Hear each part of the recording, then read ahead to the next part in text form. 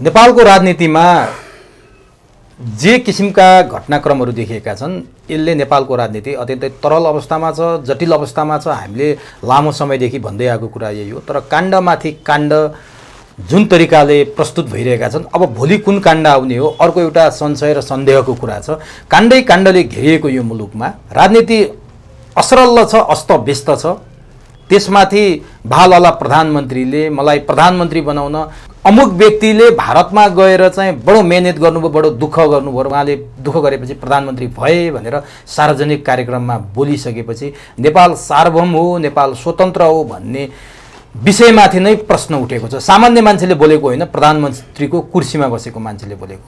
त्यस्तै भूराजनीति स्थितिलाई हेर्ने हो भने विश्वका शक्तिशाली देशहरूको टकराव र यो आम्ने सामनेको दृश्यले नेपालको राजनीतिलाई कतै न कतै प्रभाव पारेको देखिन्छ। यी सम्पूर्ण कुराका बीच नेपालको भावी राजनीति कता जाँदैछ, के हुँदैछ भन्ने विषयमा आज हामी विश्लेषक एवं तृणमूल पार्टीका अध्यक्ष भरत दाहालसँग चुरो बहसमा संवाद गर्दैछौँ। सबभन्दा पहिले म चुरो बहसमा भरत दाहाललाई स्वागत गर्छु। यहाँलाई चुरो बहसमा हार्दिक स्वागत छ। हजुर, धन्यवाद। नेपालको राजनीति अरू देश, छिमेकी देशहरूको राजनीतिलाई यसो तुलनात्मक रूपमा हेर्ने हो भने अहिले क्रिया र प्रतिक्रियामै अगाडि बढिरहेछ। त्यो पनि कस्तो भने एउटा काण्ड चाहिँ दर्शकको सामु ल्याइदिने, जनताको सामु ल्याइदिने, सबैको ध्यान त्यतै आकर्षित गरिदिने, अनि अर्कोतिर अरू चाहिँ देशघाती कामहरू गरे जस्तो पनि देखिन्छ। काण्डै काण्ड चाहिँ हप्तै पछि काण्ड, नयाँ नयाँ काण्ड सार्वजनिक भइरहेको दृश्य। अब जस्तो योभन्दा अगाडि भुटानी शरणार्थी काण्ड आयो, त्यसपछि ललिता निवास काण्ड आयो, त्यसपछि काण्डै भनौँ प्रचण्डले दिएको अभिव्यक्ति प्रीतम सिंहले प्रधानमन्त्री बनाउन भारतसम्म धाएको कुरा आयो। अब भोलि के आउने हो भन्ने सन्देहमै नेपालीको हरेक दिन बित्ने र हरेक रात भोलि के आउँछ भनेर बिहानको पर्खाइमा बस्नुपर्ने स्थिति सिर्जना भयो। यो सामान्य हो, यो नेचुरल प्राकृतिक हो, अथवा यो कृत्य काम भइरहेछ? वास्तवमा यो किन भइरहेछ? मैले यहाँबाट सुरु गरेँ। जस्तो अहिले यो संसारभरिको समाज जुन दिशातिर विकास भइरहेको छ र त्यसले पहिलेका शक्तिहरू, पहिलेको विचार, पहिलेको समीकरणमा जुन दरार चिरा पार्दैछ नि, त्यसकै एउटा रूप नेपालमा देखिँदैछ। जस्तो मैले धेरै पटक भनेको छु, जस्तो युक्रेन द्वन्द्वले अब विश्वासै नगर्ने खालले विभिन्न गठबन्धनमा जुन चाहिँ नपुरिने दरार ल्यायो नि अहिले। जस्तो चाहिँ तपाईँको नेटो झन्डै झन्डै छिन्न भिन्न भइसकेको छ। यो एक दुई दिन यताका समाचार हेर्ने हो भने अब त्यो जोड्न पनि अब सम्भव कसरी हुने हो भन्ने खालको स्थिति आछ। किन हुन्छ भने सङ्कटले सबैका इन्ट्रेस्टहरू, स्वार्थहरू चाहिँ फाड्दै गए होइन। एकले अर्कालाई प्रयोग गर्ने प्रक्रिया बढ्दै गयो। हिजो सामान्य अवस्था थियो र मूल शत्रुका विरुद्ध बसे, एक ठाउँमा बसे। अब परिस्थिति असामान्य भयो, सबैले आफ्नो अस्तित्वको निम्ति सोच्नुपर्ने स्थिति आयो होइन। अब त्यही समस्या नेपालमा आयो। नेपालमा पनि के आयो भन्छ भने जो दलाल किता थियो नि देश विरुद्ध प्रयोग गरिएको, अब यो राजनीतिक वृत्तको सबै तबका भन्छु मैले, एउटा मात्रै होइन।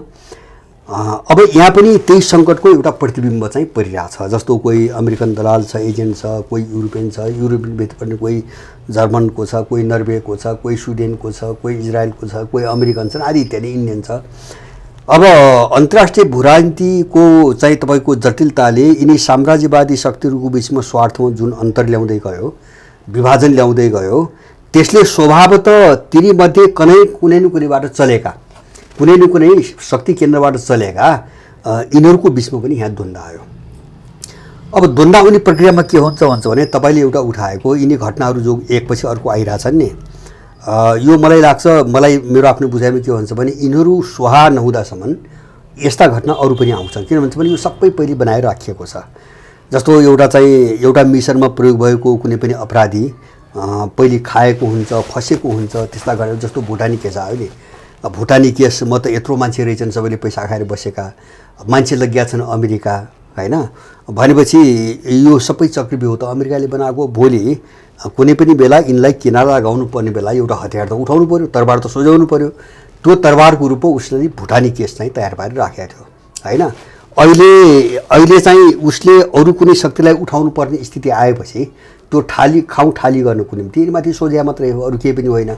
जस्तो ललिता निवास आयो होइन। ललिता निवासदेखि लिएर अझ अर्को एउटा केस आउँदैछ, त्यो ल्याउने तयारीमा छ। एनसेल काण्डमा यिनीहरूले नेपाललाई 62 अर्ब तिर्नुपर्ने करलाई चाहिँ यिनले 16 अरब चाहिँ तपाईँको घुस खाएर, चोलेन्द्र शमशेरको पालामा भएको फैसला हो, 16 अरब घुस खाएर सबैले बाँडेर यिनले त्यो 28 अरबमा झारेका थिए हैन। एनसेलले तिर्नुपर्ने 62 अर्बबाट 28 अरबमा झारेका थिए, 16 अरब पैसा खाएर। अनि त्यो अहिले मुद्दा सिङ्गापुरमा एउटा मुद्दा थियो, बाँकी मुद्दा नसुल्झेको। त्यसमा एनसेलले हारेपछि एनसेल चाहिँ ठुलो दण्डमा परिरहेको छ अहिले। अनि उसले धम्की के दिइरहेछ भन्छ भने तिमीहरूले 16 अरब खाएर चाहिँ अब यो गरेको हो, त्यस कारणले मलाई यो मुद्दा जो हारेपछि मलाई जो मार पर्यो कि यसको चाहिँ तपाईँको पुरै चाहिँ मलाई राहत देऊ, मेरा गर, होइन भने त्यो खाएको म सबै ओकल्छु भनेर चाहिँ एनसेलले धम्काइरहेछ। त्यसमा शेरबहादुर ग्याङ अबदेखि लिएर चाहिँ पुष्पकमलको, ओलीको, मधेसवादीहरू कोही पनि बाँकी छैन। 16 अरब यहाँको रकम होइन र त्यो एनसेललाई अमेरिकनहरूले अँठ्याएर बसेका छ र त्यो हतियार प्रयोग भयो पनि अमेरिकनकै हातमा छ होइन। त्यो विदेशी कम्पनी उनले होल्ड गरिरहेछन् अहिले, माने कम्पनी अरूको भए पनि उनले चाहिँ तपाईँको समातिरहेछन्। अब त्यो केस आयो भने मलाई के लाग्छ भन्छ भने यो पुरानो जो दलाल किता थियो नि अब उठ्नै नसक्ने गरी जान्छ। यो भनेको पहिलो पुस्ता होइन, यो पहिलो जो सत्तामा अहिलेसम्म रह्यो नि यो उठ्न नसक्ने गरी जान्छ। यसलाई किनारा लगाइकन जस्तो अन्तर्राष्ट्रिय भू राजनीतिमा उनीहरू जुन अप्ठ्यारो ठाउँमा छन्, उनीहरू भनेको विशेष गरिकन मैले अमेरिकनहरूको कुरा गरिरहेको, जस्तो अमेरिकाको काम मैले कुरा गर्छु भन्छ भने अमेरिका यस्तो अप्ठ्यारो ठाउँमा पर्यो अहिले यस्तो विश्वको भू राजनीतिमा कि ऊ चाहिँ तपाईँको अब बाँच्न सक्ने स्थिति छैन। यही अवस्था माने संसार अहिले जुन लयमा गइरहेछ नि, यही लयमा अरू 6 महिना 1 वर्ष दुनियाँ अगाडि बढ्यो र अमेरिकनहरूले सोचेको कुनै डिजाइनमा विश्वलाई चाहिँ तपाईँको मोड्न सकेनन् भने अमेरिका चाहिँ तपाईँको डुब्यो होइन, शान्तिपूर्ण तरिकाले डुब्यो। म एक दुईवटा चाहिँ तपाईँको उदाहरण दिन्छु। जस्तो अमेरिका कस्तो ठाउँमा पर्यो अहिले भन्छ भने जस्तो युक्रेन युद्धमा अमेरिकाको एउटा मन्त्री छिन्, त्यो माफियाको प्रतिनिधि पनि भिक्टोरिया नुल्यान्ड जो नेपाल पनि आएकी थिइन्। उनले धेरै पहिले 4-5 महिना अगाडि एउटा कुरा भनेकी थिइन्, युक्रेनमा हामीले अमेरिकाले काउन्टर अफेन्सिभ अथवा रुसमाथि जवाबी हमलाको एउटा लामो चाहिँ तपाईँको तयारी युक्रेनलाई गराइरहेको थियो पहिलेदेखि भन्ने उनले बोलेकी थिइन्। र उनले काउन्टर अफेन्सिभ भनेर रुसमाथि जवाबी हमला गर्ने, क्रिमिया पनि फर्काउने, रुसलाई ध्वस्तै बनाउने, क्रेमलिनमाथि आक्रमण गर्ने सबै तयारी गराए।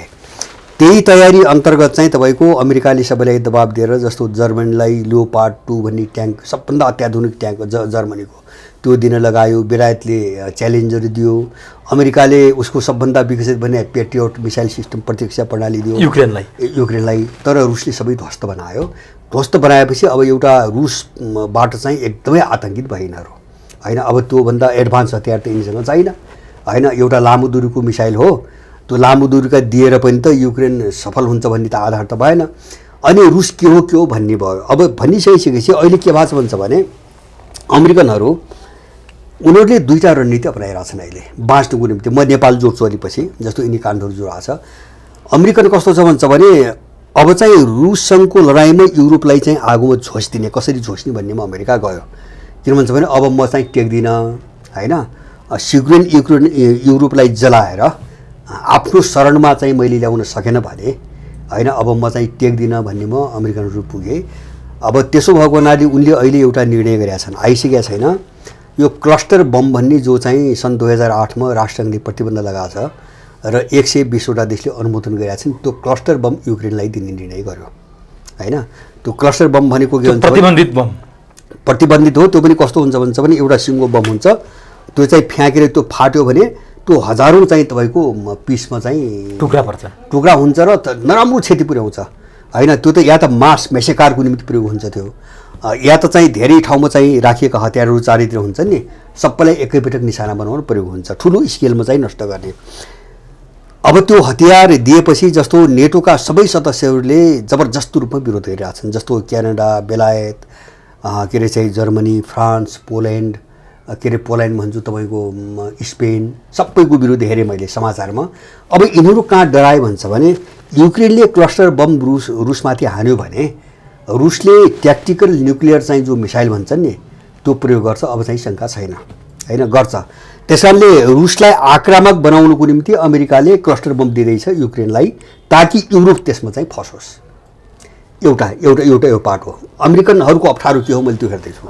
अब यो बुझेर यिनीहरू चाहिँ जबरजस्त अमेरिकाको विरुद्धमा खडा भए, नेटोभित्र उग्र लडाइँ सुरु भइरहेछ अहिले त्यो मात्र होइन, अरू मुद्दामा पनि जस्तो युक्रेनलाई नेटोको सहायता दिने मुद्दामा तपाईँको आपत्ति जनाइरहेछन्। जस्तो हङ्गेरी भयो अथवा चाहिँ तपाईँको के अरे चाहिँ त्यही फ्रान्स भयो, जर्मनीले पनि हिजो विरोध गर्यो। जस्तो स्विडेनलाई ब्लक गरिरहेछ, टर्कीले ब्लक गरिरहेछ, युक्रेनलाई अर्काले ब्लक गरिरहेछ, हुन दिन्न भन्छ। जापानलाई जोड्न खोजेको थियो अमेरिकाले, फ्रान्सले आपत्ति जनायो होइन, हामी ब्लक गर्छौँ भन्यो। चौतर्फी अन्तर्विरोधमा गाँज्यो अहिले त्यो नेटो। अब यसको अर्को पाटो अमेरिकनको के देखिन्छ भने अमेरिकनहरू कुन निष्कर्षमा पुग्यो भने अब दुनियाँ भयावह बिन्दुमा पुग्यो। अब उसले एकातिर के गर्यो भन्छ भने युरोप सक्ने योजना बनाएर क्रस्ट बम दिन थाल्यो, युद्धलाई अलिकति त्यसको दायरा बढाउने हिसाबले। दोस्रो उसले के गर्यो, आफ्नो बचाउको निम्ति अब चीनको चाप्लुसी सुरु गर्यो अमेरिकाले। अहिले तपाईँको यो 2-4 महिना हेर्नुभयो भने चीनको चाप्लुसीमा चाहिँ अमेरिकनहरूको चाहिँ तपाईँको ताती लागेको छ। जस्तो केही समय अगाडि विदेश मन्त्री पनि आएका थिए। विदेश मन्त्री त्योभन्दा अगाडि त्यो G20 को बैठकमा बाइडेन र सीकै बिचमा भेट भयो। त्यो बेला बाइडेनले 5वटा कमिटमेन्ट गरेका थिए। हामी एक चीन नीति पालना गर्छौँ, हामी ताइवानको स्वाधीनता स्वीकार गर्दैनौँ, हामी चीनसँग सम्बन्ध बिगार्न चाहँदैनौँ र चाहिँ एउटा हाम्रो खाली के हुन्छ भने एउटा प्रतिस्पर्धा शान्तिपूर्ण मैत्रीपूर्ण होस्, यो कमिटमेन्ट। तर अमेरिकाले त्यो पालना गर्दैन भन्ने मात्रै। अनि चाहिँ उद्दण्डता देखाउँदै गयो, प्रतिबन्ध भन्दै गयो। त्यसपछि अब चाहिँ स्थिति बिग्रिँदै गएपछि अमेरिका जस्तो युरोपियनहरूसँग अब चाहिँ उसले एउटा रणनीति बनाएको छ। फेरि अमेरिकाले के बुझाएको छ भन्छ भने यो लडाइँमा जस्तो युरोपियनहरूसँग जोडिएर पनि उसको अर्थतन्त्र उँभो लाग्ने हालत छैन, किन युरोपभित्रबाट उसले लिनुपर्ने धेरै छैन, किन अमेरिकन सामान जो छन् तिनी युरोपमा पनि छन् होइन, उत्पादन मोटामोटी त्यही हो। युरोपको बजार पनि सीमित छ होइन। एक त त्यहाँ टाँसिराखेर अब चीन र रुससँग पुरै वारपार भयो भने पनि फाइदा छैन। उसलाई चाहिँ जस्तो आफू एक्लो नहुनुको निम्ति युरोपलाई कसरी चीनसँग द्वन्द्वमा फसाइदिने होइन। अनि चीनसँग गयो, जस्तो ब्लिङ्केन गए, यही कुरो गरे। अनि चीनले के भन्यो भन्दाखेरि बाइडेनले G20 को बैठकमा जे भनेका थिए नि पहिले त्यो लागू गर, हामीसँग कुरा मात्रै नगर, जे कुरा गरे हो त्यसै लागू गर, उसलाई फर्काइदिए। उनले चाहिँ चीनले के अरे यो मिलिटरी सम्बन्धको सूचना आदान प्रदान गर्ने सम्झौता निलम्बन गरेका छ यो पेलोसीको ताइवान भ्रमणपछि। अब ब्लिङ्केनले त्यसलाई फुकाउनु भन्यो होइन, चीनले मानेन। अहिले अर्थमन्त्री गएकी छिन् होइन, उनले त्यो प्रस्ताव राखिन्, चीनले मानेन होइन। अब अहिले भर्खरै क्या भने चीनले आफ्नो सेनालाई कुनै पनि कस्तै पनि खराब खालको युद्धको निम्ति पनि वास्तविक तयारीमा लाग्यो भनेर अस्ति 3 दिन अगाडि तपाईँको सेनालाई निर्देशन दिए। र उनले 1 जुलाईदेखि, आज चाहिँ कति जुलाई, 9-10 जुलाई भयो, 9 जुलाई भयो। 1 जुलाईदेखि चीनले एउटा कानुन चाहिँ लागू गरेको छ, अन्तर्राष्ट्रिय सम्बन्ध सम्बन्धी कानुन भनेको छ। त्यो कानुन अन्तर्गत अमेरिकालाई त्यो माइक्रोचिप्सदेखि लिएर क्यामेरा त्यसपछि यो टेलिकमका चाहिँ अब केबल नेटवर्कहरू, अनि आकाशका सेटेलाइटहरू, मिसाइलहरू, जहाजहरू, कम्प्युटरहरू, मोबाइलहरू, हर चिजमा नभई नहुने होइन यो चाहिँ 2टा धातु चाहिँ अमेरिकालाई निर्यात गर्न प्रतिबन्ध लगाइयो होइन। 53% चाहिँ त अमेरिकाले मात्रै किन्दो रहेछ चीनको टोटल उत्पादन होइन। एउटा गेलियम र चाहिँ जर्मेनियम 2टा धातु हो। गेलियम त चीनमा मात्रै 80% उत्पादन हुन्छ विश्वको, जर्मेनियम चाहिँ 60%, सबै उत्पादक चीन। प्रतिबन्ध लगाइसकेपछि अमेरिकनका नाडी गलिसकेका छन् होइन। र चीन उसले के मैले भन्न खोजेँ भन्छ भने जस्तो युरोपलाई झोस्नको निम्ति उसले जो क्लस्टर बम पठाइरहेछ नि, अब त्यसपछिको परिणामबाट कसरी जोगिने भनेर अब चीनसँग सम्बन्ध बढाउन खोजिरहेछ। कमसेकम अर्थतन्त्र नडुबोस्, त्यो देखावटी मात्रै होला, फेरि भित्रैदेखि होइन सम्बन्ध बढाउने, आफ्नो अर्थतन्त्र नडुबोस् सम्बन्ध बढाउने। तर भित्र त चीनलाई सक्ने त उसको रणनीति उसले छोड्दैन होइन, उसले त्यहाँ प्रयोग गर्न खोजेको छ। र अर्कोतिर चाहिँ तपाईँको रुससँग पनि भित्रभित्र उसले चाहिँ सम्बन्ध सकेसम्म पुरै खराब नहोस् भन्नेमा छ। हिजो मात्रै मैले रसियन मिडियामा एउटा चाहिँ तथ्याङ्क हेरेँ, अमेरिकाले रुसबाट गर्ने आयात यो गएको महिना 2 गुणा भयो अरे, 2 गुणा बढी भयो, $642 मिलियन पुग्यो। र जबकि रुसले चाहिँ $65 मिलियन मात्रै चाहिँ आयात गर्दै रुसबाट, रुससँग बढाइरहेछ कारोबार, किन भोलि त ठाउँ त राख्नु पऱ्यो नि। त्यसैले मैले भन्नु खोजेको उनीहरूको बिचमा यत्रो लडाइँ सुरु भयो होइन। अब नेटोभित्र त्यो लडाइँ सुरु भयो, त्यसको रिफ्लेक्सन पऱ्यो यहाँ होइन। जस्तो अरू देशमा पनि छ, जहाँ जहाँ उनको राजनीति छ पश्चिमाहरूको, त्यो सबै देशमा यो हालत छ होइन, जस्तो इन्डियामा छ त्यस्तै छ, अरू कुनै देशमा होला। त्यस कारणले अहिले अनि यो अमेरिकाले नि जस्तो हाम्रो मैले एउटा टुङ्गिदिउँ, मैले भने अमेरिका जुन सङ्कटमा फसिने अहिले मैले जो भने नि, यसबाट जोगिनको निम्ति नेपालको भू राजनीतिबाट चीन विरुद्ध कुनै न कुनै चाहिँ तपाईँको वातावरण एउटा बनाउन अमेरिकाले छिटोभन्दा छिटो चाहन्छ। किन 6 महिना मात्रै ढिला गर्दाखेरि पनि अमेरिका डुब्ने खतरा आयो, होइन, आयो। रुस र चीनलाई चिढाएर अथवा विश्वभरि आतङ्क फैलाएर अब अमेरिकाले हैकम कायम राख्ने अवस्था छैन। त्यस कारण अरूलाई भिडाइदिनु उसको रणनीति। जस्तो ताइवान पनि सकेन नि, ताइवानमा सकेन, अब हामी ताइवानको कुरो गर्दैनौँ भनेर अस्ति ब्लिङ्केनले गएर बोले, होइन, बाइडेन बोलेको थियो। भनेपछि कहाँ चाहिँ गिजोल्ने त? ताइवानमा त सिधा अमेरिका लागेको छ। चीनले होइन, जस्तो नेपाल ब्लिङ्कनकै कुरा गर्दा चीनले यथेष्ट सम्मान नदिएको अथवा अलिकति अपमान गरेको भनेर चाहिँ बाइडेनले अलि आक्रोश पोख्या जस्तो पनि देखियो। अमेरिकाको विदेश मन्त्रीले चीनमा सम्मान पाएनन् भन्ने समाचारहरू सार्वजनिक भयो कि साँचो हो यो? होइन, यस्तो हो। अब सम्मान उनले केलाई भन्छन्, होइन, त्यो उनको परिभाषा भयो, होइन। एउटा अमेरिकनको मानसिकता के हो भन्छ भने उनले आफूलाई दुनियाँको ठेकेदार ठान्ने, होइन, हामीलाई सबैले चाहिँ तपाईँको के अरे चाहिँ तपाईँको नायक मान्नुपर्छ भने उनको त्यो साइकोलोजी हुँदो हो, होइन। त्यो अनुसार नपाएपछि उनीहरू विक्षिप्त भयो होला। किन त्यो मात्रै इरानले दिनदिनै धप्काइरहेछ, कहिले टेर्छ अमेरिकालाई?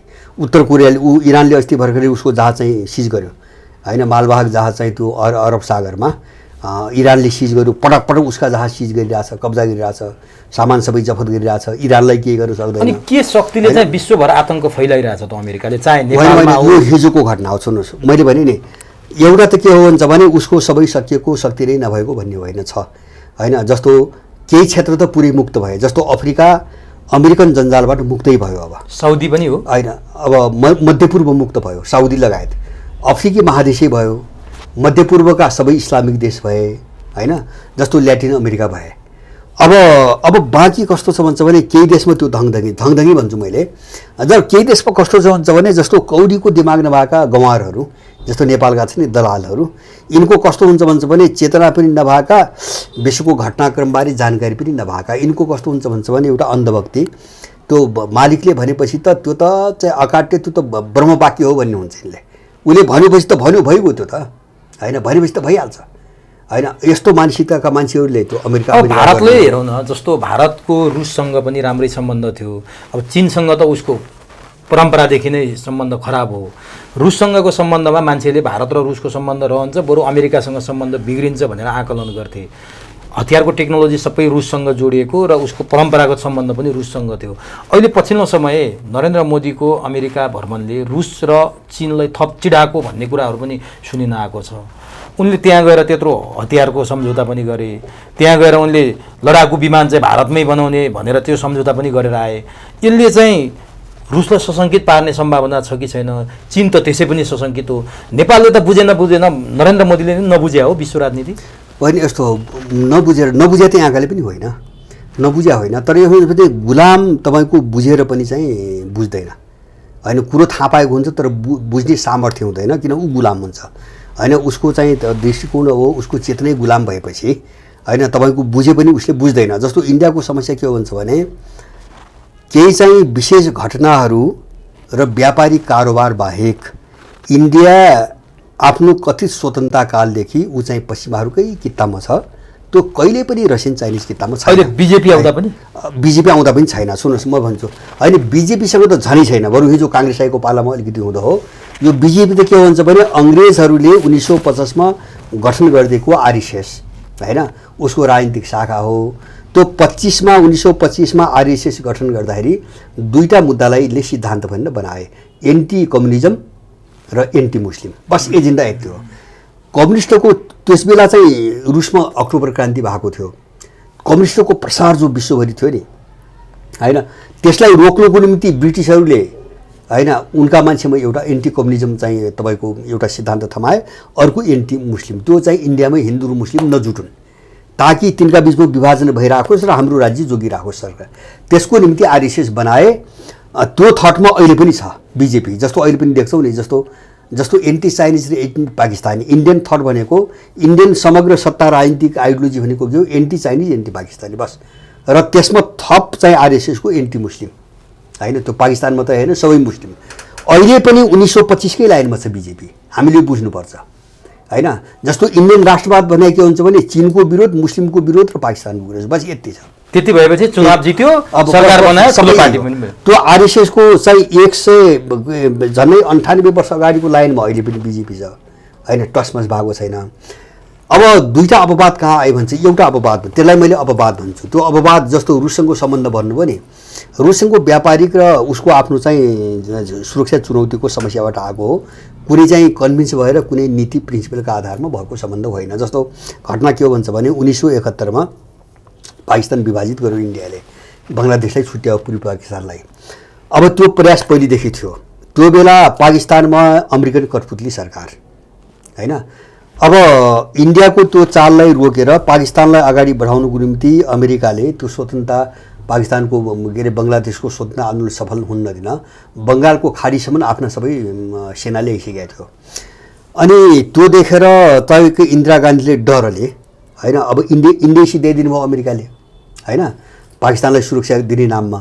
अनि इन्दिरा गान्धीले अगस्तमा त्यो पाकिस्तान विभाजनभन्दा 2-3 महिना अगाडि रुससँग शान्ति तथा मैत्री सम्झौता गरिन् 20 वर्ष। त्यो सम्झौता गरेपछि रुसले इन्डियाको सुरक्षाको निम्ति हिन्द महासागर र खाडीको चाहिँ के अरे बङ्गालको खाडीसम्म आफ्ना सबै सेना चाहिँ युद्धपोतहरू ल्यायो र सोभियत सङ्घको सेना आइसकेपछि अमेरिका डरले ब्याक भयो। इन्डिया जोग्य त्यहाँ हो, रुसले जोगाएको त्यो बेला, नत्र अमेरिकाले सिधै दिन्थ्यो। त्यही बेलै पाकिस्तान विभाजित हुन्थ्यो, विभाजित इन्डिया हुन्थ्यो होइन।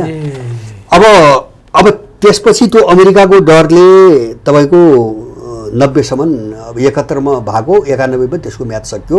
सोभियत कस्तो हुन्छ भने त्यसको म्याद पनि सकिने, सोभियतसँग विघटन हुने एउटै साल पर्यो होइन। अब सोभियत सङ्घ सिद्धिसकेपछि यिनी काला अङ्ग्रेजहरू, यिनी त सधैँभरि गुलाम छन् पश्चिमैका होइन, यिनी सर्लक्क चाहिँ उल्टिएर चाहिँ अमेरिकन किताबमा फेरि गए, पश्चिमी किताबमा। किन सोभियत सङ्घ रहेन, अब ठुलो शक्ति थियो पहिले, अब 15 टुक्रा भएपछि त रुस मात्रै बाँकी रह्यो, त्यो पनि कमजोर। अनि यिनी लाजै नमानिकन अमेरिकन किताबमा गए। जस्तो चाहिँ पीवी नरसिंह रावको सरकार भन्यो, मनमोहन, उनीहरूले आफ्नै मान्छे चाहिँ उहाँ के अरे चाहिँ युएनडिपी राष्ट्रसङ्घमा जागिर खाइरा मनमोहन सिंहलाई पठाए, उसलाई चाहिँ तपाईँको अर्थमन्त्री बनाए। सुरुमा उसले सारा अर्थतन्त्र पश्चिमा उसमा ढाल्यो, अनि चाहिँ प्रधानमन्त्री बनाए। इन्डिया सबै अब सबै संरचना हिजो सोभियत कालमा बनेका संरचना पनि सबैलाई पश्चिमाकरण गरे। त्यस कारणले रुससँग त्यही बेला हो हतियारमा अलिकति निर्भर भने त्यही हो। किनभने चाहिँ अब अमेरिकाले इन्डिया सिद्ध्याउने मिसनमा लाग्यो, सुरक्षाको कोणबाट उसलाई हतियार पनि किन्नु पर्यो। कोसँग किन्ने त, उसको कम्पिटिसन गर्ने त सोभियत सङ्घ थियो। अनि सोभियतसँग हतियार बढी किन्यो, निर्भरता भने त्यो हो। त्यो चाहिँ स्वेच्छाले सोभियत सङ्घ अथवा रुस हाम्रो नजिक छ भनेर होइन, उसको सुरक्षात्मक बाध्यताले उसले सम्बन्ध गर्यो। इन्डिया माने 1947मा जो स्वतन्त्र भयो भन्छन् नि, त्यो दिनदेखि इन्डिया चाहिँ तपाईँको गुलामै छ, त्यो पश्चिमी कित्तामै छ। त्यो कहिले पनि चाहिँ पश्चिमी कित्ताभन्दा बाहिर आउँदैन। किन आउँदैन भन्छ भने 1947मा स्वतन्त्रताको घोषणा गर्दा घोषणापत्रमै के लेखेको छ, इन्डिया र पाकिस्तान हाम्रा इन्डिपेन्डेन्ट कोलोनी हुन्, कोलोनी शब्द छ, हाम्रा उपनिवेश हुन् भन्ने छ। त्यो पनि संशोधन गरेका छैन इन्डियनले अहिलेसम्म। अहिले पनि हामी ब्रिटिसकै कोलोनी हौँ भन्ने चाहिँ तपाईँको पढिरहेको छन् उनीहरू। उनको घोषणापत्रमै त्यही लेखेको छ, अहिले पनि त्यो संशोधन भएको छैन। त्यो मात्रै होइन, ब्रिटिसहरूले जुन मेकानिजम बनाए, जुन सिस्टम बनाए, त्यो चाहिँ 1947 अगाडि दिएछ, यथावत छ होइन। काहीँ पनि संशोधन अथवा चाहिँ तपाईँको खारिज भएको छैन। भनेपछि त माने राज्यलाई चलाउने भने त त्यसको मेकानिजमले, त्यसको चाहिँ सिस्टमले, त्यसको सिद्धान्तले न हो होइन। व्यक्ति चाहिँ अदल बदल भएर त राज्य त चल्दैन, एउटा व्यक्तिले चलाउने होइन। तर युक्रेन र रुसको युद्धमा तटस्थ त बस्यो, मैले बुझेँ, तटस्थ बसेको छैन, त्यो गलत भ्रम हो। तटस्थ एउटा कारण, एउटा डरले।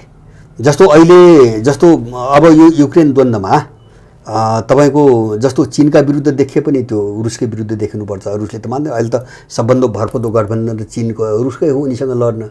यो दुईवटा शक्ति नमिलिकन त पश्चिमासँग लड्न त सम्भव हुँदैन। त्यस कारणले अब चीनका विरुद्धमा खुलेर जाने, रुसलाई दुश्मन बनाउनुपर्छ। अब रुससँग खुलेर दुश्मनी जाने होइन, अब सारा अहिलेसम्मको चाहिँ हतियार प्रविधि उसैमाथि निर्भर छ, सबै डामाडोल हुन्छ।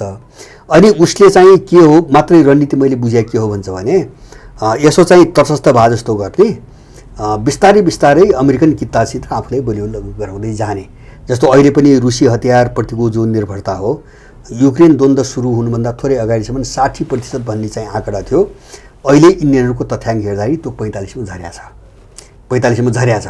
म तपाईँलाई इन्डियन अहिले चाहिँ किन चाहिँ यो पश्चिमी किताबभन्दा बाहिर जान्न, मैले एउटा त भने यो आरएसएसको 25 को लाइन त्यही लाइन हो। तर सबै हेर्दा हिन्दू राष्ट्रको कुरा पनि गर्ने होइन यो मान्छेको अबुझ हो। हिन्दू राष्ट्रलाई उनले आफ्नै ढङ्गले परिभाषित गरेका छन्, उनी आफ्नो ठाउँमा ठिक छन्, यहाँका गौँवारले नबुझ्या हो होइन। यहाँका गौँवारहरू अनि यहाँको भाषामा गौँवार भनिएकाहरूले त उताबाट हिन्दू राष्ट्र त भारतले ल्याइदिन्छ भनेर मक्ख छन्। यिनी त गोरु हुन्। यिनी जस्तो यहाँका मान्छे त के हुन्छ भने उही दाना पानी खाने, 2-4वटा चाहिँ अन्नका गेडा खाने, गोजी खर्चमा पैसा हाल्ने भन्दा यिनको औकात केही पनि छैन। उनले हिन्दू भन्ने शब्दलाई कल्चर भनेर परिभाषित गरेका छन्। कल्चर धर्म होइन, हिन्दुत्वलाई पोलिटिकल आइडियोलोजी भनेका छन् होइन। यत्रो इन्डियामा बहस भइरहेछ भने यहाँका त त्यो भात खाएको मान्छेले त तपाईँको किन पढ्न आवश्यक छ? उसलाई त जसलाई खुवाएको हुन्छ, जो कर्मचारी हुन्छ, यस्तो भने त्यही भन्ने न हो। कर्मचारी त हाकिमको आदेश पालना गर्ने मात्रै हो। त्यस कारणले गर्दाखेरि यिनलाई पढ्न पनि आवश्यक छैन, अध्ययन गर्न पनि आवश्यक छैन। बिजेपी हिन्दुत्व जो हामी धार्मिक सांस्कृतिक अर्थमा बुझ्छौँ नि, त्यो अभियानै होइन, त्यो अभियानै होइन। अभियान के हो तपाईँले देखिराख्नु भएको छ नि, उसले के गरेछ? सारा तिनी हिजो चाहिँ मुस्लिम शब्दबाट राखेका नाम ठाउँका नाम बदल्ने बाहेक के गरेछ होइन। जस्तो चाहिँ के अरे चाहिँ इलाहाबादलाई के बनायो होइन, के प्रयागराज बनायो, इलाहाबादलाई प्रयागराज बनायो। यस्तै चाहिँ 50औं नाम संशोधन गर्यो एउटा। अर्कोतिर एउटा चाहिँ के अरे बाहिरबाट आएका मान्छेहरूलाई नागरिकता दिनेसम्म ऐन बनायो, एउटा ऐन ल्यायो। ऐन कस्तो ल्यायो भन्छ भने बाहिरबाट आएर इन्डिया बसोबास गरेका मुस्लिम बाहेक सबैलाई नागरिकता दिने ऐन। अनि त्यसबाट बुझिन्न बिजेपी के हो भन्ने होइन। क्रिस्चियन सहित सबैलाई दिने होइन, मुस्लिमलाई मात्रै नदिने, हिन्दू बुद्धिस्ट क्रिस्चियन सबैलाई जैनलाई दिने, अरू देशबाट आएका मुस्लिमलाई नदिने। भनेपछि बिजेपीको चाहिँ राजनीति के हो भने यति सामान्य कुरा पनि बुझ्दैन मान्छेले।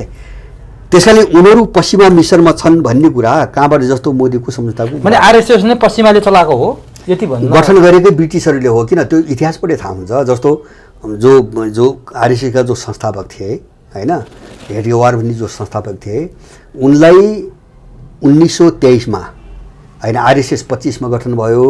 1923 मा अङ्ग्रेजहरूले त्यस बेलाको नेसनल कङ्ग्रेस होइन, जो महात्मा गान्धीहरूको चाहिँ कङ्ग्रेस त एउटै थियो त्यो बेला होइन।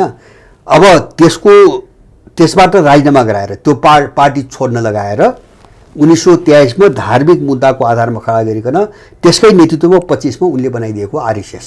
मैले भने नि एउटै उद्देश्य, दुईवटा उद्देश्य। एउटा चाहिँ अङ्ग्रेज विरुद्धको लडाइँमा मुस्लिम र हिन्दूलाई जुट्न नदिने होइन। जस्तो गान्धीहरूले हिन्दू मुस्लिम भाइ भाइ नारा दिएका थिए नि, जुट्न नदिने, फुटाउने, कमजोर बनाएर शासन गरिराख्ने। अर्को चाहिँ 1917 मा अक्टोबर क्रान्ति भएको थियो रुसमा, र संसारभरि कम्युनिस्टहरूको लहर थियो होइन। त्यसबाट जोगिने, ब्रिटिसहरूको त्यो प्रभावबाट जोगिने, इन्डियामा पनि जोगिने। यो दुईटा मुद्दा बाहेक तेस्रो मुद्दै छैन त्यो बेला आरएसएस गठन हुने।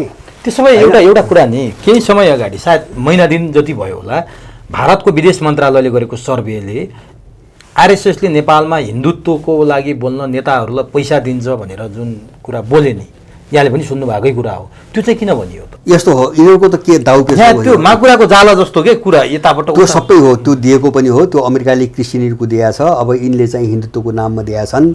उनले आफ्नो खेल खेल्छन्, यहाँका मान्छे किनेर नेपाल विरुद्ध चाहिँ आरएसएसले पनि पैसा दिएकै छ होइन। व्यापक बाँडेको छ, करोडौँ रुपियाँ बाँडेको छ। अब व्यक्ति लगाएको छ। यहाँ तपाईँको बोलेका के व्यक्तित्व बोलीबाट तपाईँ सुन्नुहुन्छ। यहाँ चाहिँ तपाईँको अभियान छ, के अरे चाहिँ हेडगेवार फोटो राखेर माल्यार्पण गराउने, सबैलाई जबरजस्ती लग्ने हिन्दुत्वको नाममा। तर यहाँ के बरालिरहेछन् भन्छ भने उनको हिन्दुत्व के हो त्यो यिनी भन्दैनन्। मैले भने नि त्यो पोलिटिकल आइडियोलोजी हो। आरएसएस बिजेपीको राजनीतिक विचार हो त्यो हिन्दुत्व भन्ने, त्यो कुरो यिनी बोल्दैनन्। यहाँ चाहिँ त्यो एजेन्टले के भन्छ भने यो धर्म हो भन्छ यहाँ।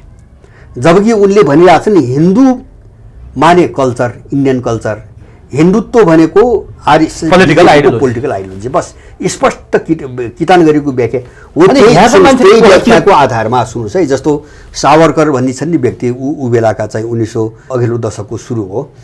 जस्तो सावरकरलाई अहिले यो देवत्वकरण किन गरिरहेछ आरएसएस बिजेपीले? जस्तो राष्ट्रपितासम्म घोषणा गर्ने, महात्मा गान्धीलाई हटाउने जो बहस चलिरहेछ नि, किन भन्छ भने हिन्दुत्व भनेको पोलिटिकल आइडियोलोजी हो र हिन्दू भनेको हाम्रो कल्चर हो भनेर पहिलोपटक पुस्तक लेखिने उनै हुन्। त्यस कारणले सावरकरलाई अहिले चाहिँ स्थापित गर्ने बिजेपी किन लागेको छ भनेपछि उसले त्यो घोषणापत्र अनुसार जे भन्छ नि त्यो मिसनमा अगाडि बढ्या हुनाले उनलाई स्थापित गरेर गान्धीलाई चाहिँ सिध्याउने मिसनमा चाहिँ यिनीहरू लागेका छन्। अब यहाँका मान्छेको कुरो छोडिदिनुहोस्, मैले भने नि त्यो कारणले उसको आरएसएसको जग बिजेपीको जग त्यो भावनाले यो कहिले पनि पश्चिमा किताभन्दा बाहिर आउँदैन, किन उसको प्रिन्सिपल छ त्यहाँ। प्रिन्सिपल हामीले त्यो बुझौँ, एन्टी मुस्लिम एन्टी कम्युनिजम। यद्यपि कम्युनिजम अहिले दुनियाँमा छैन, तर चिनिया कम्युनिस्ट पार्टी त छ नि त, त्यसलाई चाहिँ देख्छन् नि उनले। चिनिया कम्युनिस्टको नामले चिनको काउन्टर गर्न र मुस्लिमहरूको काउन्टर गर्नको निम्ति बिजेपीको मुभ पनि त्यही छ नि त, अभियानै त्यही हो नि बिजेपीको पनि, होइन? बाहिर देख्दाखेरि पनि बुझिने। तर जयशङ्कर छन् नि जो भारतका विदेश मन्त्री, तिनी अब हामी कसैको कित्तामा होइन इस्युको आधारमा हामी लाग्ने हो भनेर कतै एसियालाई फर्स्ट बनाउन चीन र रुससँग नजिक हुने हुन् कि भन्ने जस्तो पनि होइन। इस्युको आधारमा अहिलेको भूराजनीतिक लडाइँ चल्दैन, होइन? त्यो अवसरवादीहरू अथवा चाहिँ आफूलाई चाहिँ तपाईँको हामी तटस्थ छौँ भनी देखाउनुको निम्ति भन्ने कुराहरू भए। त्यो रुस र चीनको डरले हो होइन। जस्तो अहिलेको भूराजनीतिक विश्वको लडाइँ इस्युको लडाइँ होइन, होइन? यत्रो मुद्दा उठ्या छ, जस्तो नयाँ विश्व व्यवस्थाका मुद्दा उठ्या छन्, गैर पश्चिमाकरणका मुद्दा उठ्या। भारत कहाँ छ त यो मुद्दामा? पेन्डुलम छ। इन्डिया सुन्नुहोस्, म हो भारत कहाँ छ, एउटा बाहिर देखाउँदाखेरि ऊ पेन्डुलम छ। म एक दुईवटा उदाहरण दिन्छु, किन उसको सामर्थ्य नभएको कारणले उसले कस्तो दोग्ला चाहिँ नीति अपनाइरहेको छ अहिले भन्छ भने त्यो बस्न जोग्न। जस्तो चीनलाई छिसी दूर दूर गर्छ, होइन? एन्टी चीन त्यसको पोलिटिकल थट भयो, राजनीतिक थट भयो। अब चीनको केही पनि स्वीकार नगर्ने। अस्ति भर्खरै के गर्यो भन्छ भने 4 जुलाई अस्ति भर्खरै 5 दिन अगाडि भएको साङ्घाई कोअपरेसन अर्गनाइजेसनको चाहिँ भर्चुअल बैठक भएको थियो। त्यसमा चाहिँ त्यो सङ्गठनले सन् 2030सम्मलाई टार्गेट गर्न एउटा विकासको प्रस्ताव ल्याएको थियो। त्यसमा इन्डियाले हस्ताक्षर गरेन, बाँकी जम्मैले गरे, इन्डियाले गरेन। अनि इन्डियनका थिङ्क ट्याङ्क र मिडियाहरूले के तर्क गर्छन्, त्यो साइन नगर्नेले चाहिँ के तर्क गर्छ भने त्यसमा चाहिँ चीन गनायो अरे, होइन? किन चीनले ग्लोबल डेभलपमेन्ट इनिसिएटिभ भनेर एउटा चाहिँ कन्सेप्ट अगाडि सारेको छ, होइन? त्यसैले मिल्दोजुल्दो चाहिँ त्यहाँ भाषा देखियो, होइन? त्यस कारणले सही नगरे। माने कति चिनिया फोबियाले कति खाइसकेको छ इन्डियनलाई, होइन? जस्तो त्यहाँ त सबैको विकासको निम्ति 30सम्म टार्गेट बनाएर 7-8वटा सेक्टरमा सहकारी गर्ने कुरा छ। त्यहाँ चिनको कुरो त केही पनि छैन, चीनको सबैको कुरो छ, तर चीनको गन्ध देख्यो त्यसलाई, किन चीन शक्तिशाली छ, कुण्ठा छ, ईर्ष्या छ, सही गरेन। एउटा उदाहरण भन्छु। अर्को त्यो कस्तो दोग्ला छ, पेन्डुलम छ, अर्को पाटोबाट हेरौँ। अब चीनको गन्ध आयो, चीनले यो ड्राफ्ट तयार पार्यो, यो हामी स्वीकार्दैनौँ भन्यो, आफै बसेको संस्थाको चाहिँ उसलाई अनुमोदन गरेन।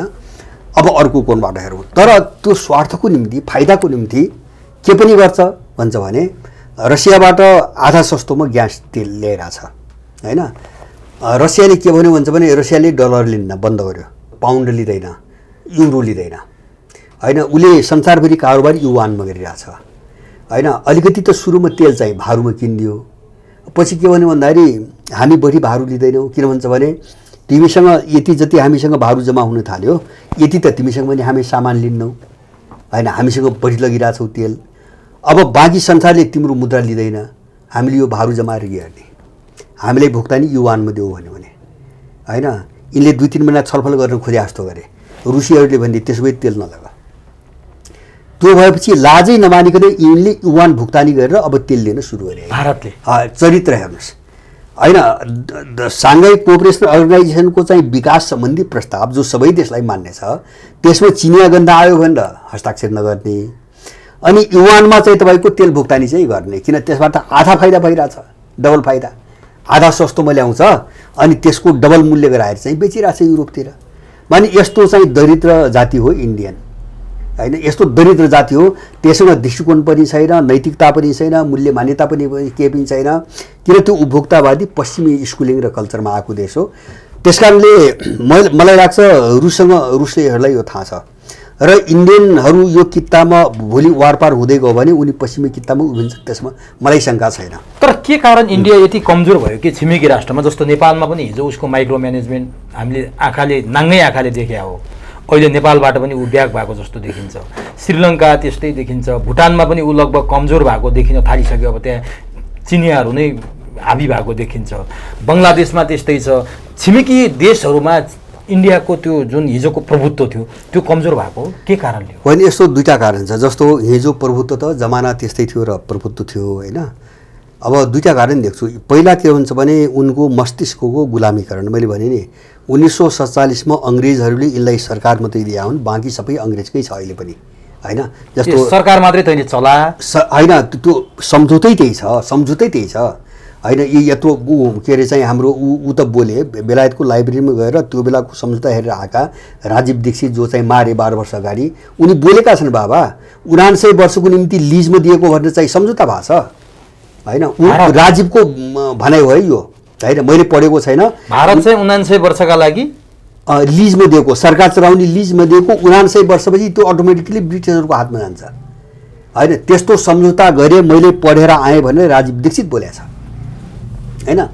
अब त्यत्रो विद्वानको कुरो कसरी नपत्याउनु होइन। अनि चाहिँ एउटा चाहिँ के हो हुन्छ भने उनको केही पनि छैन, मैले भने नि, त्यही भएर मैले भन्छु यिनी काला अङ्ग्रेज हुन् र विशुद्ध गुलाम हुन्।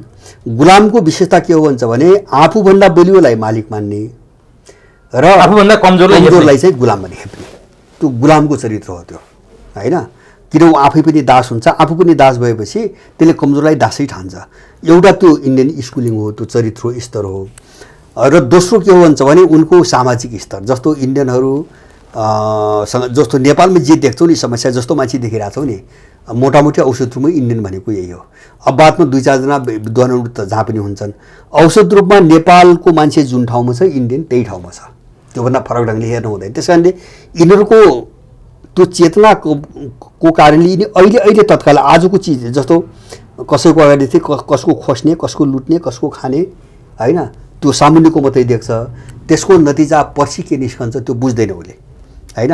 त्यो रणनीतिक सोच नै हुँदैन, त्यो रणनीतिक दृष्टिकोणै हुँदैन हो। त्यही भएर त्यस्ता मान्छेहरूमा ईर्ष्या र कुण्ठा मात्रै हुन्छ। जस्तो अहिले चिनको रिस गर्छन् नि, उनीहरूभन्दा 2 वर्षपछि स्वतन्त्र भएको चिन 49 मा। अब चिन अहिलेको चिन जुन ठाउँमा छ त्यो ठाउँमा इन्डिया पुग्न अरू 50 वर्ष लाग्छ यदि त्यसरी प्रगति गरेछ भने। त्यो पनि गरेपछि मात्र 50 वर्ष लाग्छ भनेपछि त्यसको जलन छ इन्डियनमा, किन उनको चेतना स्तर त्यही हो। त्यसको जलन छ, ईर्ष्या छ। चीन यत्रो महाशक्ति अब अमेरिकालाई टक्कर दिने देश भइसक्यो, अमेरिकाको मुख्य प्रतिस्पर्धी नै भएर आइसक्यो। अनि ऊ त जल्छ नि, रातभरि निदाउँदैन होइन, रातभरि निद लाग्दैन। त्यो हो इन्डियन स्तर। त्यसैले गर्दाखेरि उनीहरू जुन मान्छेको दिमागले फिलोसोफिकल्ली काम गर्दैन होइन, विचार हुँदैन, दृष्टिकोण हुँदैन, त्यो मान्छे ईर्ष्या, द्वेष र तत्कालको चाहिँ परिवेशप्रतिको रिएक्सनबाट मान्छे चल्छ। त्यसले इन्डियनलाई खायो। अहिले विक्षिप्त अवस्थामा हो इन्डिया। विक्षिप्त मात्र होइन, मेरो अनुमान छ, मलाई त्यो 100% सत्य लाग्छ। इन्डिया यो पछिल्लो कालमा पनि युक्रेन द्वन्द्वपछि सुरुमा त अलिकति न्युट्रल बसे जस्तो गर्यो, जो सम्भवै थिएन होइन। उसको टेक्निक जग नै पश्चिमा जग्छ, कसरी चाहिँ रुसी चिनी कित्तामा उभिन्छ, जगै नभएको होइन। अब देखिन थाल्यो, जस्तो दुवैतर्फबाट रुसले पनि बुझेको छ होइन। रुस भ्रम छैन, किन भन्छ भने जस्तो मैले दिमित्री ट्रेनिन भन्ने उनको सत्ताको निकै महत्त्वपूर्ण मान्छे हुन्, विश्लेषक हुन्, राम्रो विश्लेषक। उनले चाहिँ त्यो RT रसिया टुडे समाचार उसमा अनलाइन सेक्सनमा लेखेका छन्, इन्डिया चाहिँ पश्चिमी कित्तामै जान्छ, उनले भविष्यवाणी गरेका छन् धेरै कारण देखाएर। त्यो रुसी एनालिसिस हुन्, त्यो पनि सरकारका एकदम निकट प्रभावशाली व्यक्ति। र त्यो चाहिँ एनालिसिस पनि नजाऊ, म 2टा घटना भनिदिन्छु तपाईँले। 2टा घटना अस्ति मोदी अमेरिका गएको बेला मैले भने नि, जुन मुद्दा विषयसँग रुस लडिरहेको छ खुल्याम घोषणा गरेर, त्यसको पक्षमा मोदीले हस्ताक्षर गरेर आएका छन् होइन। 2टा, एउटा के गरे भन्छ भने जस्तो यो मूल्यमा आधारित विश्व व्यवस्था भन्छ नि पश्चिमाहरूले, त्यो मूल्य भने पश्चिमाहरूका मूल्य, पश्चिमाहरूका विचार र मूल्यहरू, त्यसमा आधारित वर्ल्ड अर्डर। अब अहिले रुस र चीनले यो लडाइँमा के भनेको छ भने वर्ल्ड अर्डर विश्व व्यवस्था त कानुनमा आधारित हुन्छ, त्यो भनेको अन्तर्राष्ट्रिय के अरे राष्ट्रसङ्घको अन्तर्राष्ट्रिय कानुन हो भने हामी राष्ट्रसङ्घको अन्तर्राष्ट्रिय कानुन बाहेक तिम्रा मूल्यबाट किन चल्ने हामी होइन, तिमी को अरू चल्ने? लडाइँ त त्यही न हो। उनीहरूले त प्रश्न उठाए मात्र होइन, उनले कार्य पनि सुरु गरे। अनि यत्रो देख्दै मोदीले अस्ति रुल बेस्ड वर्ल्ड अर्डरलाई चाहिँ संरक्षण गर्ने भन्ने सही गरेर आयो व्हाइट ह्यान्डसँग। भनेपछि त त्यो पश्चिमी कित्तामा छु यो लडाइँमा भने हो, किन यो त युगान्तकारी लडाइँ छ, एउटा युगको विरुद्धको लडाइँ छ, सिङ्गो पश्चिमा जगतका विरुद्धको लडाइँ छ होइन। उसले चाहिँ म तिमीहरूसँग छु भनी सही गर्यो नम्बर 1। दोस्रो उसले के गर्यो भन्छ भने सिधै चिनलाई मात्र होइन, चिनलाई त चिराउनु त पहिलेदेखि आएको छ, रुसलाई पनि चिराउने गरी उसले के गर्यो भन्छ भने अस्ति सम्झौता इन्डियामा चाहिँ मेन्टेनेन्सको निम्ति तेल भर्न अथवा चाहिँ मर्मत गर्नको निम्ति अमेरिकन युद्ध विमानहरूलाई ल्यान्डिङ गर्न दिने भन्ने चाहिँ उ गर्यो। त्यो भने त बिस्तारै बिस्तारै इन्डिया चाहिँ अमेरिकाको एउटा क्याम्प, सैनिक क्याम्प बन्दैछ होइन, बाटो त त्यो हो होइन। यो दुईवटा काम गरेर आयो एउटा। अब यसको रिएक्सन चाहिँ तपाईँको रुसले कसरी दिइरहेछ, अब चिनतिर नजाउँ, चिन त चिनै भयो उसँग। मैले भने एउटा युवानबाट भुक्तानी, एउटा रुसको त्यो निर्णय हेर्नुहोस्, तेरै इन्डियनहरूलाई लिए नलिए बन्द गर भन्नु भएन र त्यसको विकल्प बनाएको छ। इन्डिया हाम्रो साथमा रहन्न भन्ने रुसलाई थाहा छ। विकल्प कहाँ बनायो? इन्डियाले चाहिँ नामै सुन्न नचाहने पाकिस्तानसँग रुसीहरूले 1 महिना अगाडि रणनीतिक सम्झौता गरे। सम्झौता अनुसार रुसबाट पाकिस्तानसम्म ग्यासको पाइपलाइन बनाउने र के अरे चाहिँ ग्यासको र तेल पनि सप्लाई गर्ने र त्यसलाई रिफाइन गर्ने, त्यसलाई चाहिँ तपाईँको ऊ के अरे शुद्धिकरण, शुद्ध पार्ने तिनी प्लान्टहरू चाहिँ पाकिस्तानमा जडान गर्ने भन्ने गरेपछि इन्डियाको वैकल्पिक बजार उसले खोजिसकेको छ। अनि इन्डिया छटपट्टिमा यो कारणले पनि हो। अनि चाहिँ जस्तो अर्को चिनले र रसियाहरूले के गरे, चिनले प्रत्यक्ष देखेर BRI-मा चाहिँ तपाईँको अफगानिस्तानलाई जोडे होइन, जो CPC करिडोर भन्ने छ नि, वा सिन्जियानदेखि लिएर ग्वादरसम्म, समुद्रसम्म, अब त्यसमा अफगानिस्तानलाई जोडे भनेपछि पाकिस्तान अफगानिस्तान सहित त चिन र रुसले त जोडिसके होइन। यो त इन्डियालाई काफी ठुलो सङ्केत हो नि होइन। तैँले चुरीफुरी गरिस् भने अब विकल्प छन् भने त देखाएको मात्रै हो। अब यो चिजमा एउटा समस्या कोनबाट इन्डिया विशृङ्खलित हुने, तितर-बितर हुने सम्भावना बढ्दै गएको छ। भनेको टुक्रा पर्ने हो। अनि इन्डिया त रहँदै रहन्न। जस्तो मणिपुरको सङ्केत के हो अहिले? हो, मणिपुरको होइन, पश्चिमाहरूले टुक्रा टुक्रा पार्छन्। किन भन्छ भने रुस र चिनको कित्तामा यो लडाइँमा उभिदिएको भए इन्डिया सुरक्षित थियो होइन। किन यिनी कसैको पनि इन्डिया चाहिँ छिन्नभिन्न पानीमा कसैको छैन। त्यो इन्डियनहरूको चाहिँ कुण्ठा र द्वेष मात्रै हो चिनियाहरूप्रतिको। बरु के हो भन्छ भने इन्डियालाई चकनाचुर नपनाइकन हाम्रो टेक्ने स्थायी बेस हुँदैन भन्ने कुरो पश्चिमाहरूले बुझिया छन्।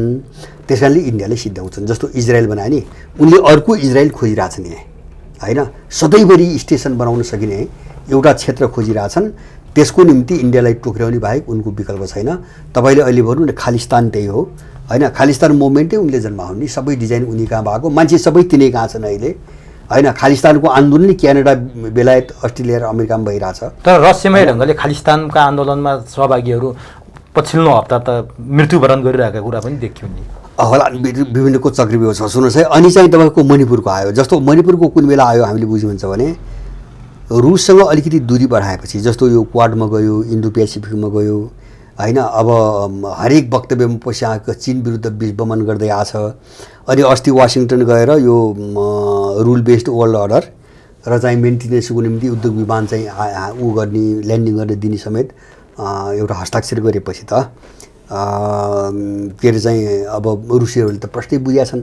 त्यस कारणले यसको सार्वभौमताको जसले चाहिँ सुरक्षा गरिदिएको थियो त्यो पनि नरहने भए। अनि जसले खेलाइरहेछ उसको मिसन नै इन्डिया टुक्र्याउने छ। किन इन्डिया सिङ्गो, यत्रो देश सिङ्गो रहँदासम्म त त्यो देशलाई खेलाउनु त सम्भव हुन्न नि होइन। भोलिको परिस्थिति मणिपुरमा पश्चिमा नै घुस्यो अब हो। जस्तो सरकारले नियन्त्रण गर्न पनि सक्दैन, के भएको भनेर थाहा पनि पाउन्न। नियन्त्रण हुँदैन, त्यो नियन्त्रण हुँदैन, त्यो अब बढ्दै जान्छ, अन्त पनि बढ्छ। अब अमेरिकनहरू कहाँ गए भन्छ भने जस्तो रुसलाई त भड्काइसके नि उनीहरूले इन्डियालाई प्रयोग गरेर। जस्तो अस्ति जे सम्झौता गराए रुसलाई त चिडाइसके होइन। अब रसियनहरूले पनि बुझ्छन् यति कुरो। अनि उसलाई कमजोर अब चाहिँ यतानुताको बनाइसकेपछि अनि मणिपुरमा हात हाल्न थाले। अब हामी हल गरिदिन्छौँ, राजदूत बोल्यो नि होइन, हामी हल गरिदिन्छौँ। त्यो दिएनन् भने अब चर्काइराख्छन् उनीहरू। त्यो दिएनन् भने अब आज मणिपुर, भोलि चाहिँ तपाईँको मेघालय, पर्सि आसाम होइन, त्यसपछि तपाईँको त्रिपुरा होइन, अनि त्यो बढ्दै जान्छ चाहिँ पन्जाबबाट जम्मू काश्मीर, यो बढ्दै जाने हो। किन भन्छ भने सङ्कटमा इन्डिया फस्यो। इन्डिया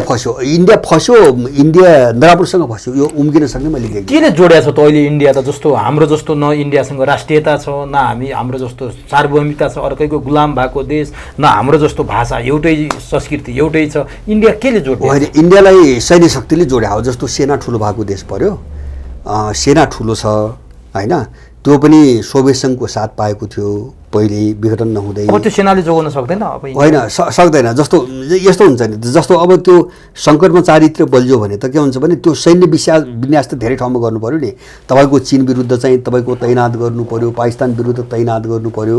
अब भोलि आन्तरिक रूपमा सबै इन्डियाभरि आउँछन्, सबै ठाउँमा तैनात गर्नु पऱ्यो होइन। उसको सेनालाई कहाँ भ्याउँछ, कता भ्याउने? जस्तो चाहिँ तपाईँको दक्षिण इन्डियादेखि उत्तर पूर्वी इन्डिया अनि काश्मीरसम्म पन्जाबसम्म सारा विग्रह सुरु गराए पश्चिमाले भने उसको सेना कति ठाउँ भ्याउँछ, कति हुन्छ र? सेनाको आधा शक्ति त झन्झन सुरक्षाको निम्ति निश्चित केही ठाउँमै खट्नु पर्या हुन्छ होइन।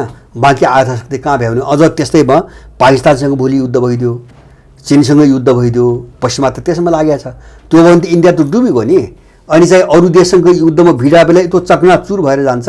इन्डियाले त्यो बाटो समात्यो, मैले बुझेको थिएँ। अब इन्डियाको मणिपुरमा जस्तो खालको घटना घटेको छ, नाटो राष्ट्र फ्रान्समा पनि त्यस्तै घटना घटेको छ। सडकमा एउटा चाहिँ युवालाई गोली हानेर मारेपछि त्यहाँ जुन दङ्गा मच्यो, त्यहाँ पनि पश्चिमाकै हात हो कि के हो त्यहाँ चाहिँ खास? होइन, फ्रान्सको जस्तो पेन्टेसन पनि होला, जस्तो पेन्टेसन अरूको होइन भयो अमेरिकनको अलिकति यस्तो उक्साउने, जस्तो अलकायदा यिनै बनाउँछन्, आइएसआई यिनै बनाउँछन्, यिनैले आतङ्कवादी भन्छन्। यस्तो धन्दा त अमेरिकाले धेरै गर्छ। त्यहाँ हतियार प्रतिबन्ध छ, हतियार अत्याधुनिक हतियार सहित मान्छेहरू सडकमा आछ अहिले। त्यही भएर फ्रान्सले अहिले एउटा निर्णय गर्दैछ, बसमा आइरहेछ। त्यो सेन्जेन इलाका भन्छन्, युरोपियन युनियनका सदस्य जति देशहरू छन् ती सबैको बर्डर खुला छ अहिले होइन। जस्तो पासपोर्ट र भिसा सिस्टम छैन त्यहाँ युभरि। त्यहाँबाट फ्रान्स बाहिर निस्किने योजना बनाइरहेको छ। अब पर्यो समस्यामा होइन। एउटा त पेन्टेसन पनि भयो, अर्कोतिर युक्रेन द्वन्द्वमा आइरहेछ नि। युक्रेनमा जति हतियार आइरहेछन् नि त्यसको लगभग 40% हतियार चाहिँ यस्तै टेरोरिस्ट, उनले टेरोरिस्ट भन्छन्, आतङ्कवादी समूह हातमा गइसकेका छ भने चाहिँ उनले लेखिरहेछन्। अहिले तिनी हतियार पनि पुगे, जस्तो हातमा हतियार भन्छ। फ्रान्समा चाहिँ व्यक्तिले हतियार किन्ने कानुन त छैन अमेरिकाको जस्तो, तर हातमा हतियार गयो। तर त्योभन्दा महत्त्वपूर्ण कारण हामीले हेर्ने के भन्छ भने युरोपियन र अमेरिकनहरूले सस्तो श्रमको निम्ति मान्छेको श्रम शोषण गर्न आप्रवासी लगे, थुप्रै लगे।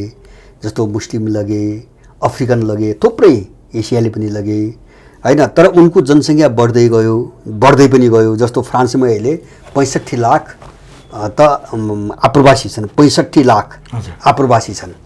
अनि त्यो के भन्छ भने श्रम शोषणको निम्ति लग्दै पनि गरे, तर त्यो रङ्गभेद जो अत्याचार हो नि त्यो छोडेनन्। मान्छे लगाएको छ, आफ्नो नागरिकता पनि दिएको छ होइन। अनि त चाहिँ मान्छे होइनस् पनि भनिरहेछ। त कालो होस् भन्छ कसैलाई, त मुस्लिम होस् भन्छ कसैलाई, त कसैलाई एसियन होस् भन्छन्, कसैलाई हिस्पानिक होस् भन्छन् होइन, ल्याटिन अमेरिकन होस् भन्छन्। यो अत्याचार चरम थियो त्यहाँ, चरम। तलब कम दिने, धान्नै नसक्ने होइन, कामै यस्तो खालको जो समस्या थियो नि त्यो एउटा न्यू पाएर विस्फोट भएको हो। त्यो अत्याचारकै परिणाम हो त्यो। त्यसमा पूरक काम के गर्यो भन्छ भने त्यो सेन्जेनको नीतिले चाहिँ भएको घुसपैठ, हतियारको सप्लाई होइन। अब केही प्रशिक्षित मान्छे पनि हुन्, त्यसलाई चर्काउने मान्छे पनि पस्या हुन्छन्, त्यहाँ सबै लागेका हुन्छन्। त्यसमा पनि अमेरिकनहरूको युरोपलाई कसरी चाहिँ ढाल्ने भन्ने चाहिँ उसको आफ्नो रणनीति पनि छ। यो सबैले काम गरे होला। तर चाहिँ तपाईँको फ्रान्स कस्तो देश हो भन्छ भने हामीले चार्ली हेब्दोको घटना सुन्थ्यौँ नि त केही वर्ष अगाडिको। उनलाई चाहिँ अर्कालाई चाहिँ तपाईँको खिल्ली अस्ति स्विडेनले कुरान जलाउने अनुमति दियो नि न्यायालय त त्यस्ता जङ्गली छन् होइन। एउटा कसैको धार्मिक कल्चरको पुस्तकलाई जलाउन स्वीकृति दिने, आदेश दिने त न्यायालय छन् त्यहाँ होइन। न्यायपालिका न्यायाधीश त मान्छे बन्न सकिरहेको छैनन्। अनि चार्ली हेब्दो भन्ने पत्रिका चाहिँ कार्यालयमाथि पछि केही वर्ष अगाडि बम हाने, त्योभन्दा अगाडि उसले त्यो महतलाई चाहिँ तपाईँको कार्टुन बनाएर बेजिती पटक गर्यो होइन। त्यसलाई उनी अभिव्यक्ति, वाक स्वतन्त्रता अरे होइन। अर्काको मजाक उडाउनु, अर्काका संवेदनशीलमाथि व्यङ्ग्य गर्नु उनको वाक स्वतन्त्रता। अनि त्यस्ता छाडा मान्छेहरू अर्कालाई हेप्ने, आफू बाहेकहरूलाई हेप्ने, त्यसैको नतिजा हो फ्रान्स।